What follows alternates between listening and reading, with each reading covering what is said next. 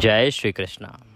आप सभी को गंगा दशहरे की ढेरों शुभकामनाएं। बोलिए गंगा मात की जय। आज की इस वीडियो में हम बात करेंगे कि गंगा दशहरे का पुण्यदायी दिन किस दिन मनाया जाएगा।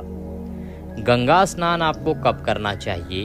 यदि आप गंगा स्नान के लिए नहीं जा पा रहे हैं तो घर पर ही गंगा स्नान का फल कैसे प्राप्त करें, घर पर कैसे डुबकी लगाएं, किस प्रकार से स्नान करें जिससे कि आपको गंगा स्नान करने का फल इस दिन प्राप्त हो। ऐसा इसलिए क्योंकि जो गंगा दशहरे का दिन होता है, इस दिन गंगा स्नान का फल बहुत अधिक है। गंगा माँ की पूजा कैसे करनी चाहिए, घर पर आप कैसे पूजा कर सकते हैं, घर पर कैसे गंगा माता को प्रसन्न कर सकते हैं, क्या विधि है, क्या नियम है।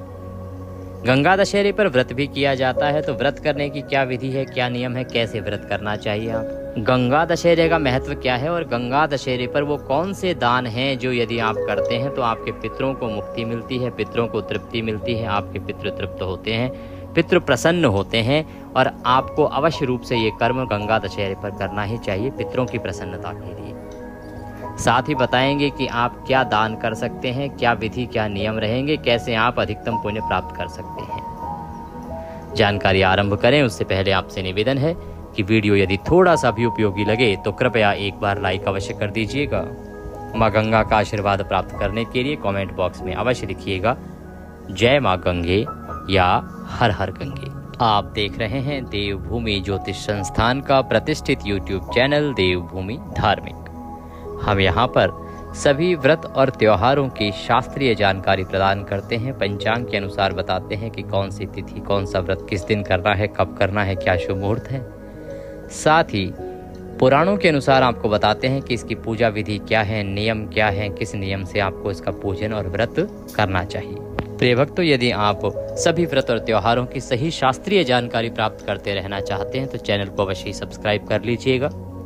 जब आप सब्सक्राइब करेंगे तो वहाँ पर बेल आइकन का निशान बना हुआ आएगा, घंटी का निशान बना हुआ आएगा, उसको अवश्य प्रेस कीजिएगा, तभी आपको हमारे संपूर्ण वीडियोस प्राप्त होंगे, अन्यथा जानकारी आपसे छूट जाएगी। आइए बात करते हैं गंगा दशहरे की। प्रिय भक्तों, गंगा दशहरे का जो त्योहार है ये ज्येष्ठ मास के शुक्ल पक्ष की दशमी तिथि को मनाया जाता है। ज्येष्ठ मास के शुक्ल पक्ष की दशमी तिथि को इसलिए मनाया जाता है क्योंकि ये माँ गंगा के अवतरण का दिन होता है। समझ रहे हैं आप, माँ गंगा के अवतरण का दिन, अर्थात इस दिन माँ गंगा पृथ्वी पर अवतरित हुई थी। इस दिन माँ गंगा का पृथ्वी पर आगमन हुआ था, इसलिए इस दिन को गंगा दशहरे के रूप में मनाया जाता है। और क्योंकि माँ गंगा जो हैं वो सभी को पावन करने वाली हैं, पवित्र करने वाली हैं, इसीलिए उनका ये जो दिन है ये सबके कल्याण के लिए महत्वपूर्ण है। इस दिन गंगा दशहरे पर गंगा स्नान की महिमा अधिक है। गंगा स्नान से मिलने वाला जो पुण्य फल है उसकी महिमा अधिक है। इसके अतिरिक्त इस दिन दान पुण्य की महिमा अधिक है। आप जितना अधिक दान पुण्य करेंगे उतना अधिक कल्याण आपको प्राप्त होगा। गंगा दशहरा वो दिन है जिस दिन यदि आप सदकर्म करते हैं तो आप अपने जीवन को मोक्ष के नज़दीक लेके जाते हैं, आपको मोक्ष की प्राप्ति होती है। यदि आपकी मोक्ष की कामना है तो गंगा दशहरे पर आपने अवश्य गंगा स्नान करना चाहिए। अब गंगा स्नान पर यदि आप गंगा स्नान के लिए गंगा किनारे नहीं जा सकते हैं, हरिद्वार नहीं जा सकते हैं, या जहाँ भी आपके आसपास गंगा है वहाँ नहीं जा सकते हैं क्योंकि वो दूरी पर है, तो आप घर पर किस प्रकार से गंगा स्नान का फल प्राप्त कर सकते हैं ये बताएंगे। क्योंकि इस दिन गंगा स्नान का फल सर्वाधिक है, उसके बाद गंगा स्नान से पूजन का फल सर्वाधिक है। इस दिन जितना अधिक प्रयोग आप दैवीय रूपों में या दैवीय रूपों की पूजा के लिए गंगा जल का करेंगे उतना अधिक कल्याण आप अपना करेंगे, अपने पितरों का करेंगे और अपने आप को तार लेंगे, अर्थात आपका बेड़ा पार हो जाएगा। प्रिय भक्तों, जो गंगा दशहरे का दिन है ये शास्त्रों में सबसे पुण्यदायी दिन माना गया है। ऐसा इसलिए क्योंकि इस समय जो ग्रह होते हैं वो उस अवस्था में होते हैं जिससे कि भगवान सर्वाधिक प्रसन्न होते हैं और आपके आसपास जो ऊर्जा होती है वो बहुत सकारात्मक होती है, यदि वैज्ञानिक दृष्टि से बात करें तो। इसीलिए गंगा दशहरे पर गंगा स्नान, गंगा जल से पूजन, गंगा जल अर्पण, गंगा जल से पितृ पूजन, गंगा जल से पितृ तर्पण और भिन्न भिन्न प्रकार के दान, ये कर्म कहे गए हैं जो आपको गंगा दशहरे के दिन करने चाहिए। अगर आप इन कर्मों को करते हैं तो ऐसा माना जाता है कि आपको कुछ दान ऐसे हैं जो 1000 रात सूर्य यज्ञ करने का फल प्रदान करते हैं। वहीं कुछ कर्म ऐसे हैं जो आपको अश्वमेध यज्ञ करने का फल प्रदान करते हैं। और कुछ कर्म ऐसे हैं जो आपकी 7 पुश्तों को अर्थात 7 पीढ़ियों को तार देते हैं, उनका बेड़ा पार कर देते हैं। तो प्रिय भक्तों, सबसे पहले हम गंगा स्नान की बात करेंगे कि गंगा स्नान आपको कैसे करना चाहिए। अगर आप गंगा स्नान के लिए जा रहे हैं तो, और नहीं जा रहे हैं तो घर पे आप गंगा स्नान किस विधि से और किस प्रकार से करें। इस दिन आपको गंगा स्नान जो है ना, वो देव स्नान के समय करना चाहिए, अर्थात ब्रह्म मुहूर्त के समय करना चाहिए। और गंगा स्नान के दिन ब्रह्म मुहूर्त का समय लगभग रहेगा 3:30 से 4 बजे के बीच। ये ब्रह्म मुहूर्त का समय है। इसमें आपको उठ के स्नान करना चाहिए। सर्वाधिक कल्याणकारी है, सर्वाधिक फल प्रदान करने वाला है। जो लोग गंगा जी जा सकते हैं स्नान के लिए, गंगा जी जाएं। जो गंगा जी नहीं जा सकते वो घर पर स्नान करें। घर पर स्नान कैसे करना है वो बताएं। इससे पहले संक्षेप में बताते हैं गंगा जी जाने वाले कैसे स्नान करेंगे। सबसे पहले घाट पे जाके माँ गंगा को प्रणाम कीजिएगा। उनके जल को मस्तक से लगाइएगा। माता को प्रणाम करने के बाद आप उसमें प्रवेश कीजिएगा और डुबकी लगाइएगा। किसी भी प्रकार का जो कृत्रिम पदार्थ है उसका प्रयोग ना कीजिएगा।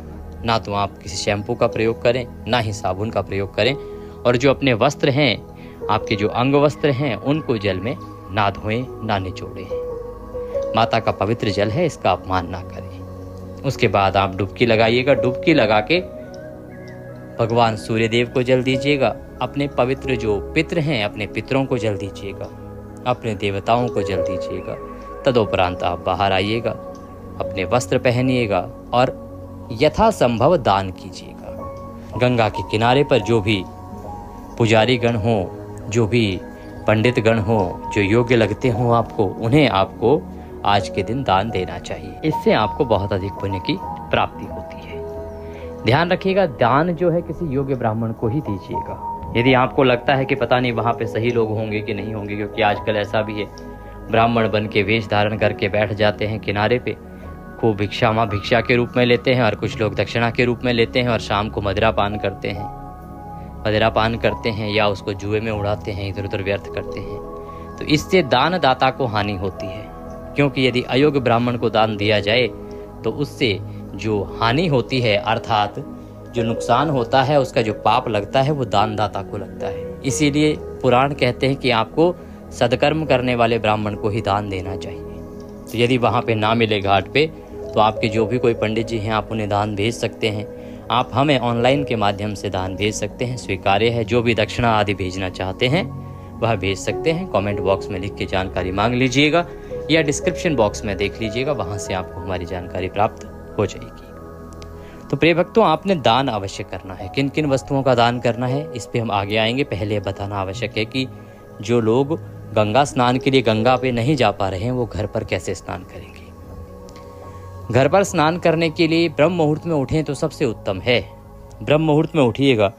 उठने के बाद जो जल है आपका, उसको भरना है। तो पहले आप अपनी बाल्टी जो है उसको अच्छे से साफ़ कीजिए। साफ़ करने के बाद सबसे पहले आप उसमें गंगा जल भरिए। जितना भी गंगा जल आप डाल सकते हैं, 2 बूंद से लेके जितना आपके पास हो, जो उचित लगे आपको वो डाल लीजिएगा। 2 बूंद भी अगर मिल जाए तो वह भी आपके लिए कल्याणकारी है। गंगा जल डालने के बाद आपने शुद्ध जल भर लेना है। शुद्ध जल भरने के बाद आपने माँ गंगा का स्मरण करना है, उन्हें प्रणाम करना है और उनका आवाहन करते हुए जल अपने मस्तक पर डालना है। ओम नमो गंगायै विश्वरूपिणी नारायणी नमो नमः। ओम नमो गंगायै विश्वरूपिणी नारायणी नमो नमः। इस मंत्र का जाप करते हुए आप नमस्कार करेंगे और जल जब आप अपने सर पर डालेंगे, स्नान करेंगे, तो गंगे च यमुने चैव गोदावरी सरस्वती नर्मदे सिंधु कावेरी जलस्मिन् सन्निधिं कुरुः। पुनः दोहराते हैं, गंगे च यमुने चैव गोदावरी सरस्वती नर्मदे सिंधु कावेरी जले अस्मिन् सन्निधिं कुरु। इस मंत्र का जाप करेंगे। गंगा, यमुना, गोदावरी, सरस्वती, नर्मदा, सिंधु और कावेरी नदियों के जल को मिलाकर अपने आप में समा लेने की प्रार्थना है। ये माँ गंगा का यह मंत्र बोलते हुए स्नान कीजिएगा। स्नान जो आप करेंगे वो उत्तर दिशा की ओर मुख करके करेंगे। स्नान कीजिएगा। स्नान करने के बाद स्वच्छ वस्त्र धारण कीजिएगा। स्वच्छ वस्त्र धारण करके ठीक उसी भाव के साथ जैसे आप गंगा जी में स्नान करते हैं तो आप सभी को अर्घ्य देते हैं, जल देते हैं, स्नान कराते हैं, उसी प्रकार से उसी भाव के साथ यदि सूर्य देव उदय हो गए हैं तो सूर्य देव को जल दीजिएगा। लोटे में पहले गंगा जल भरिएगा, फिर शुद्ध जल भरिएगा और उससे आप सूर्य देव को जल दीजिएगा। माता तुलसी को जल दीजिएगा। लोटे में गंगा जल भरिएगा, शुद्ध जल भरिएगा, माता तुलसी को जल दीजिएगा। माता तुलसी, सूर्य देव, पीपल के वृक्ष को जल दीजिएगा। पीपल के वृक्ष को जल दीजिएगा, पीपल देवता को जल दीजिएगा। सभी देवताओं का वास होता है इनमें। अन्य कोई यदि आपको पवित्र वृक्ष मिल जाए, पवित्र अर्थात दैवीय वृक्ष मिल जाए, चाहे बरगद है, चाहे बिल्व पत्र है, तो आप उसे जल दीजिएगा। केले के वृक्ष में भी जल दे सकते हैं, बहुत कल्याणकारी है। अब आपने पितरों के निमित्त जल अर्पित करना है। इसकी 2 विधि हैं। अगर समय ना हो तो आप जल लीजिएगा, दक्षिण दिशा की ओर मुख कीजिएगा, पितरों से निवेदन कीजिएगा कि हे मेरे पितरों, यह गंगा जल से मैं आपको तृप्त कर रहा हूँ, यह जल मैं आपको अर्पित कर रहा हूँ आज गंगा दशहरे के अवसर पर, आप इसे स्वीकार करें। और इस प्रकार से जल दे दीजिएगा दक्षिण दिशा की ओर मुख करके। दूसरा जो उत्तम मार्ग है वो ये है कि आप एक लोटा लीजिएगा, उसमें पहले गंगा जल फिर शुद्ध जल भरिएगा, एक तुलसी का पत्ता डालिएगा, थोड़े से काले तिल डालिएगा, कुशा मिल जाए कुशा डालिएगा, सफ़ेद पुष्प हो तो वह डालिएगा, आसन लगाइएगा, दक्षिण दिशा की ओर मुख करके बैठ जाइएगा, लोटा सामने रखिएगा और गीता के 7वें अध्याय का श्रवण कीजिएगा, सुनिएगा। हम अपलोड करेंगे, दशमी को भी अपलोड करेंगे और एकादशी पर भी बड़ी महिमा है गीता के 7वें अध्याय को श्रवण की, तो एकादशी पर भी करेंगे निर्जला पर। तो आप गीता के 7वें अध्याय को सुनिएगा। सुनने के बाद संकल्प कीजिएगा, हे माधव, हम इस गीता के 7वें अध्याय को श्रवण करने का जितना भी पुण्य है ये अपने पितरों को समर्पित करते हैं, ये सारा पुण्य हमारे पितरों को लगे। इस प्रकार से निवेदन करते हुए आप पितरों का तर्पण कीजिएगा। पितरों का तर्पण करेंगे उस जल से कैसे? आपका सीधा हाथ होता है, उसमें अंगूठा और उंगली के बीच का जो स्थान है वहाँ से आपको तर्पण का जल अर्पित करना होता है। तो पितरों के लिए जल अर्पित कीजिएगा। पितरों से निवेदन कीजिएगा कि हे मेरे पितरों, गीता के 7वें अध्याय का जो मैंने श्रवण किया उसका संपूर्ण पुण्य मैं आपको समर्पित करता हूँ और आज गंगा दशहरे के अवसर पर यह गंगा जल मैं आपको अर्पित कर रहा हूँ, इसको आप स्वीकार करें और तृप्त हों, तृप्त हों, तृप्त हों। इस प्रकार से पितरों से निवेदन करते हुए उनको तर्पण कीजिएगा। साथ में आप उनसे निवेदन कर सकते हैं यदि आपके जीवन में कोई कष्ट चल रहे हैं तो कि ये कष्ट चल रहे हैं, हे मेरे पूर्वजों, मुझे इससे उबारो, मुझे इससे मुक्ति दिलाओ और आप प्रसन्न हो। इस प्रकार से आपने पितृकर्म अवश्य करना है, अवश्य करना है, अवश्य करना है गंगा दशहरे पे, ये ध्यान रखिएगा। पितरों के लिए आपको गंगा दशहरे पर ये कर्म करना है। पितरों के निमित्त आप इस दिन दीपक अवश्य जलाइएगा। पितरों के निमित्त आप दीपक जलाएंगे। दीपक कैसे जलाएंगे? आप आटे का दीपक बनाइएगा, सायंकाल को जलाइएगा। और यदि आटे का ना बन पाए तो कोई बात नहीं, मिट्टी का ले लीजिएगा, लेकिन दीपक जो है वो पितरों के निमित्त आपने अवश्य जलाना है। ये कर्म है जो आपको इस गंगा दशहरे पर पितरों के निमित्त अवश्य करने हैं। अब बात आती है कि पूजा कैसे करेंगे। आप घर पर माँ गंगा की पूजा करेंगे। माँ गंगा का कोई चित्र या तस्वीर लीजिएगा। इसके अतिरिक्त जो सामग्री आपको चाहिए वो रौली, मौली, पान, सुपारी, लौंग, इलायची, धूप, दीप, नैवेद्य, माता को अर्पित करने के लिए जो भी मिठाई आप ला सकें, खुले फूल, इत्र, ये सामग्री आपने एकत्र कर लेनी है। एकत्र करके आसन लगा के बैठ जाइए। उत्तर दिशा की ओर मुख करके एक चौकी लीजिए लकड़ी की, उस पर अगर संभव है तो पीला वस्त्र बिछाइए या श्वेत वस्त्र बिछाइए। उस पर माँ गंगा की तस्वीर को स्थापित कीजिए। पुष्प हाथ में लीजिए। माँ गंगा को निवेदन कीजिए कि हे माँ गंगे, ये पुष्प मैं आपको आसन के रूप में अर्पित कर रही हूँ। ये पुष्प आप स्वीकार करो और आसन के रूप में स्वीकार करके इस पर आप विराजमान हो। इस प्रकार से माँ गंगा को निवेदन करके वहाँ पर तस्वीर को स्थापित कीजिएगा।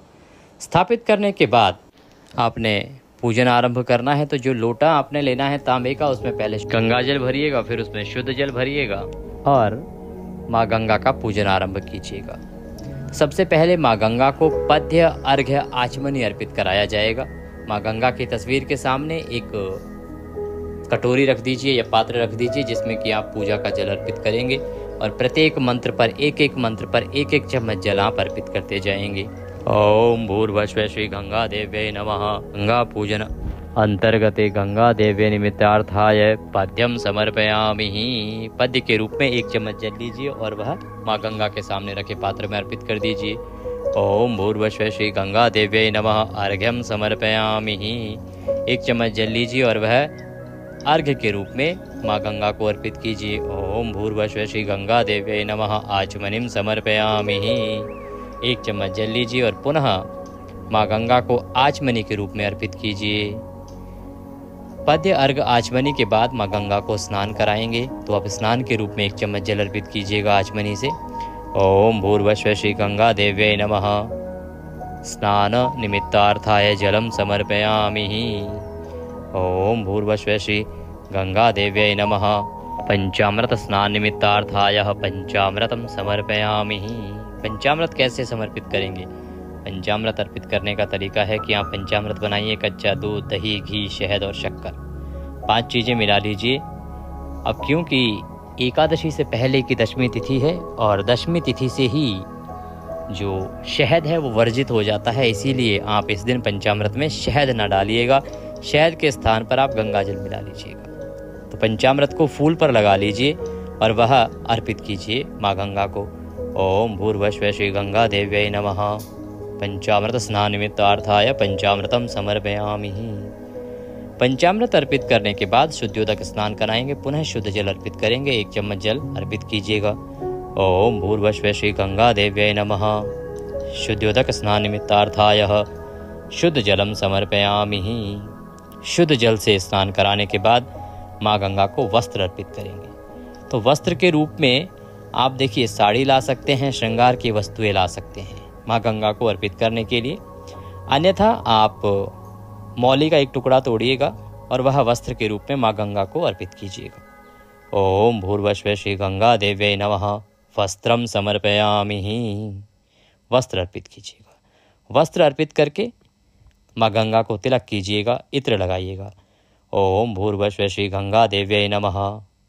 इत्रम समर्पयामि। इत्र को आप पुष्प पर लगा लीजिए या फूल पर लगा लीजिए और वह अर्पित कर दीजिए। अब आप माता को तिलक करेंगे। रौली कुमकुम आदि से तिलक किया जाएगा माता को। ओम भूर्भुवः श्री गंगा देव्यै नमः। तिलकम समर्पयामि। तिलकम तिलकान्ते अक्षतम पान्तु। अक्षत लगाएंगे, तिलक कीजिए, अक्षत लगाइए, चावल लगाइए। तिलक करने के बाद माता को धूप दीप दिखाएंगे, तो घी का दिया जलाइएगा, धूप जलाइएगा और धूप दीप दिखाइएगा। ओम भूर्भुवः श्री गंगा देव्यै नमः। धूपम दर्शयामि दीपम दर्शयामि। धूप दीप दिखाइए माँ गंगा को। धूप दीप दिखाने के बाद नैवेद्य अर्पित करेंगे। नैवेद्य के रूप में कोई फल या मिठाई लीजिएगा और वह माँ गंगा को अर्पित कीजिएगा। ओम भूर्भुवः श्री गंगा देव्यै नमः। नैवेद्यम समर्पयामि। नैवेद्य अर्पित कीजिए। नैवेद्य के रूप में जो भी फल है, मिठाई है और कुछ ना हो तो मिष्टी अर्पित कर दीजिएगा। नैवेद्य अर्पित करने के बाद आप माँ गंगा को आचमनी कराएंगे। आचमनी के लिए 1 चम्मच जल लीजिएगा, वह अर्पित कीजिएगा। ओम भूर्भुवः श्री गंगा देव्यै नमः। आचमनीम समर्पयामि। आचमनी अर्पित कीजिएगा। 1 चम्मच जल लेके और वह अर्पित कर दीजिएगा। जल आचमनी कराने के बाद माता को तांबूल अर्पित किया जाएगा। तांबूल क्या होता है? पान का एक बीड़ा बनाना है आपने, तो पान का पत्ता लीजिए, उसमें 2 लौंग, 2 इलायची और 1 सुपारी रखिए और उसका बीड़ा बना के वह माँ गंगा को अर्पित कीजिए। ओम भूर्भुवः श्री गंगा देव्यै नमः। तांबूलम समर्पयामि। तांबूलम पूंगी फलम शुभ दक्षिणायाम। अब आप दक्षिणा लीजिए हाथ में और दक्षिणा लेके माता गंगा को अर्पित कीजिए। ओम भूर्भुवः श्री गंगा देव्यै नमः। शुभ दक्षिणायाम समर्पयामि। दक्षिणा अर्पित करके नमस्कार कीजिए और गंगा स्तोत्र का पाठ कीजिए। हम आपके लिए गंगा दशहरे के अवसर पर गंगा स्तोत्र यहाँ हिंदी में भी अपलोड करेंगे, उसको अवश्य सुनिएगा और उसको सुन के आप गंगा माता की आरती कीजिएगा। आरती भी हम साथ में अपलोड करेंगे जिससे कि आपको यहाँ वहाँ आरती ना ढूंढनी पड़े। आरती कीजिएगा, आरती करके माता को भोग लगाइएगा। अब आपने पुष्पांजलि अवश्य करनी है। किसी भी पूजा पाठ के अंत में पुष्पांजलि आवश्यक होती है। तो पुष्पांजलि के लिए हाथ में पुष्प ले लीजिए, हाथ जोड़ के खड़े हो जाइए, माँ गंगा से प्रार्थना कीजिए कि आवाहनम न जानामि न जानामि विसर्जनम, पूजम चैवम न जानामि क्षम्यताम परमेश्वरी। हे मातेश्वरी, ना हम आपका आवाहन जानते हैं, ना पूजन जानते हैं, ना विसर्जन जानते हैं। हम कुछ नहीं जानते, हम तो अज्ञानी जीव हैं। जैसी बन पड़ी है वैसी सेवा आपके श्री चरणों की है। इसमें जाने अनजाने में हमसे कोई गलती, कोई त्रुटि, कोई भूल हो गई हो तो हमें क्षमा कर दीजिएगा। आपको अर्पित करने के लिए हमारे पास कुछ नहीं है। तन मन धन सब कुछ आप ही का है। हमारे पास केवल क्या है? मालती मलका जाति सत्पत्रान संयुक्तम पुष्पांजलि मया दत्ताम ग्रहणाम परमेश्वरी ही। हे मातेश्वरी, यह पत्र पुष्प की भेंट है, इसे आप स्वीकार करो और दया का आशीर्वाद प्रदान करो। इस प्रकार से मातेश्वरी को प्रणाम कीजिए, पुष्प माता के चरणों में अर्पित कर दीजिए, प्रदक्षिणा कीजिए अर्थात परिक्रमा कीजिए, हाथ जोड़ के नमन कीजिए। ये आपका जो विधान है गंगा दशहरे का, वो हमने आपको बताया कि कैसे आपने गंगा दशहरे पर माँ गंगा की पूजा करनी है। अब बात करेंगे अन्य दानों की जो आपको इस दिन अवश्य रूप से करने चाहिए। गंगा दशहरे पर भंडारे कराने की बड़ी महिमा है। गंगा दशहरे पर जितना आप अधिक अन्न दान करेंगे उत्तम है। दुग्ध दान करेंगे उत्तम है। भगवान की जितनी भक्ति करेंगे उत्तम रहेगा। ब्राह्मण को भोजन कराने का बड़ा फल है। ब्राह्मण को दान दक्षिणा आदि दीजिएगा, बड़ा फल है। इसके दिन गंगा दशहरे के दिन आप गरीबों को भोजन कराइएगा, जल दान कीजिएगा। गंगा दशहरा गर्मी में आता है, प्रचंड गर्मी होती है जेठ के महीने की, तो आप जलदान करेंगे, बड़ा कल्याणकारी रहेगा। ये कर्म है जो आपको गंगा दशहरे पर अवश्य करने चाहिए। ये आपके पुण्य को कई गुना अधिक बढ़ा देंगे। प्रमुख रूप से गंगा स्नान कीजिएगा गंगा दशहरे के दिन। अगर गंगा तीर्थ पे ना जा पाए तो घर पे कीजिएगा। दूसरा, आपको बताया गंगा स्तोत्र का श्रवण अवश्य कीजिएगा। मानसिक पूजन कर लीजिएगा, पूरी विधि से पूजा कर पाए बहुत अधिक अच्छा है। ना कर पाए तो गंगा स्तोत्र का श्रवण आपको आज के दिन अवश्य करना है। आपकी कई पीढ़ियां जो हैं मुक्त हो जाएंगी पापों से। गंगा स्तोत्र का श्रवण अगर आपने गंगा दशहरे पर कर लिया तो आपके लिए हम अपलोड करेंगे। तो चैनल पर यदि आप नए हैं तो सब्सक्राइब कर लीजिए, जिससे कि आपको सही शास्त्रीय जानकारी भी मिलती रहे, सही कथाएं भी मिलती रहें, सही सूचनाएं भी मिलती रहें। और पितरों का कर्म अवश्य कीजिएगा। पितरों का तर्पण आप गंगा दशहरे पर अवश्य कीजिएगा। ये 3 कर्म हैं जिनको अवश्य करना है: स्नान, स्तोत्र का श्रवण और पितृतर्पण। बाकी यदि संभव है तो व्रत भी कीजिए, पूजन भी कीजिए और अन्य दान पुण्य भी कीजिए। बात आती है कि ये जो गंगा दशहरे का त्योहार है ये मनाना किस दिन है। प्रिय भक्तों, इस बार ज्येष्ठ शुक्ला दशमी तिथि 4 जून बुधवार की रात को 11:54 से शुरू होगी और 5 जून को रात को 2:16 तक रहेगी। अब क्योंकि ज्येष्ठ शुक्ला दशमी तिथि 5 जून को पूरे दिन रहेगी, सूर्य के मुख से रहेगी, इसीलिए गंगा दशहरे का जो त्योहार है ये 5 जून को मनाया जाएगा। 5 जून को ही गंगा अवतरण दिवस रहेगा। स्नान के लिए ब्रह्म मुहूर्त का समय बहुत उत्तम है। ब्रह्म मुहूर्त से लेकर और ऋषि स्नान अर्थात 8 बजे तक का समय उत्तम है। बाकी सुबह 10:45 से और 12:25 तक उत्तम मुहूर्त रहेगा। इसमें यदि आप पाठ, पूजन और दान पुण्य आदि करते हैं तो वह अधिक कल्याणकारी रहेगा। तो ये थी जानकारी गंगा दशहरे के बारे में। जानकारी थोड़ी भी अच्छी लगी हो तो कृपया वीडियो को आगे शेयर भी कीजिएगा, लाइक भी कीजिएगा। माँ गंगा का आशीर्वाद प्राप्त करने के लिए कमेंट बॉक्स में अवश्य लिखिएगा जय माँ गंगे या हर हर गंगे। चैनल पर नए हैं तो सब्सक्राइब करते जाइएगा। माँ गंगा सब पर कृपा करें और आप इसी प्रकार से प्रसन्न रहें। आपकी जानकारी के लिए बता दें कि निर्जला एकादशी से संबंधित महत्वपूर्ण वीडियो आ चुका है, जिसमें हमने बताया है शास्त्रीय विधि क्या है कि व्रत 6 को करना है या 7 को करना है और कहाँ है कन्फ्यूजन, उसको दूर किया गया है। उसे आप अवश्य देख लीजिएगा। जय श्री कृष्ण।